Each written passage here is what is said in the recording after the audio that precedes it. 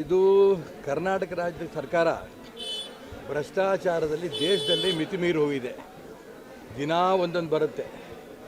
ವಾಲ್ಮೀಕಿ ಅಭಿವೃದ್ಧಿ ನಿಗಮದಿಂದ ಒಬ್ಬ ಎಕ್ಸಿಕ್ಯೂಟಿವ್ ಇಂಜಿನಿಯರೇ ಆತ್ಮಹತ್ಯೆ ಮಾಡಿಕೊಂಡ್ರು.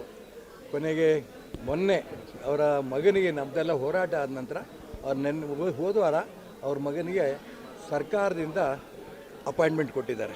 ಅದಕ್ಕೂ ಹೋರಾಟ ಮಾಡಬೇಕಾಯಿತು. ಪರಿಹಾರ ಕೊಡೋದಕ್ಕೂ ಕೂಡ 25 ಲಕ್ಷ ರೂಪಾಯಿ ಪರಿಹಾರ ಕೂಡ ಹೋರಾಟ ಮಾಡಬೇಕಾಗಿತ್ತು. ಈಗ ಬೋವಿ ಅಭಿವೃದ್ಧಿ ನಿಗಮದ ಬಗ್ಗೆ ವಿಶೇಷವಾಗಿ ನಿನ್ನೆ ನಾವು ಗ್ಯಾರಂಟಿ ಟಿ ವಿನಲ್ಲಿ ನೋಡಿದೆ. ನಾನು ಪೂರ್ಣ ನೋಡಿದ್ದೀನಿ.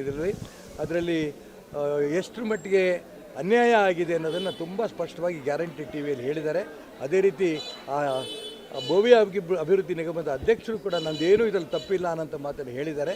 ಇದು ಪೂರ್ಣ ತನಿಖೆ ಆಗಬೇಕು. ಕರ್ನಾಟಕ ರಾಜ್ಯದಲ್ಲಿ ಭ್ರಷ್ಟಾಚಾರ ಮಿತಿಮೀರಿ ಹೋಗಿದೆ. ಮೊನ್ನೆ ಶಿವಮೊಗ್ಗ ನಗರಕ್ಕೆ ಕಾಂಟ್ರಾಕ್ಟರ್ ಅಸೋಸಿಯೇಷನ್ನರ ಅಧ್ಯಕ್ಷರೇ ಇಲ್ಲಿ ಬಂದಿದ್ದರು. ಮಂಜುನಾಥನವರು ಸ್ಪಷ್ಟವಾಗಿ ಹೇಳಿದರು, ಹಿಂದಿನ ಎಲ್ಲ ಸರ್ಕಾರಗಳಿಗಿಂತ ಕೂಡ ಅತಿ ಹೆಚ್ಚು ಭ್ರಷ್ಟಾಚಾರ ನಡೀತಾ ಇರೋದು ಈಗ ಕರ್ನಾಟಕ ರಾಜ್ಯದ ಕಾಂಗ್ರೆಸ್ ಸರ್ಕಾರದಲ್ಲಿ ಅಂತ. ಹಾಗಾಗಿ ಮುಖ್ಯಮಂತ್ರಿ, ಉಪಮುಖ್ಯಮಂತ್ರಿ, ಮಂತ್ರಿಗಳಿಗೆ ಈ ಪತ್ರಿಕೆ ಟಿ ವಿಗಳಲ್ಲಿ ಬರ್ತಾ ಇರೋದು ಯಾವುದೂ ಲೆಕ್ಕಕ್ಕೆ ಇಲ್ಲ. ಲೂಟಿ ಮಾಡ್ಕೊಂಡು ಹೋಗ್ತೀರಾ, ಎಷ್ಟು ದಿನ ಇರ್ತೀವೋ ನಾವು ಅಷ್ಟರೊಳಗೆ ಲೂಟಿ ಮಾಡ್ಕೊಂಡು ಹೋಗೋಣ ಅಂತ. ಇನ್ನೆಂದೂ ಕೂಡ ಇಂಥ ಭ್ರಷ್ಟಾಚಾರ ಸರ್ಕಾರ ಕರ್ನಾಟಕ ರಾಜ್ಯಕ್ಕೆ ಬರಲ್ಲ.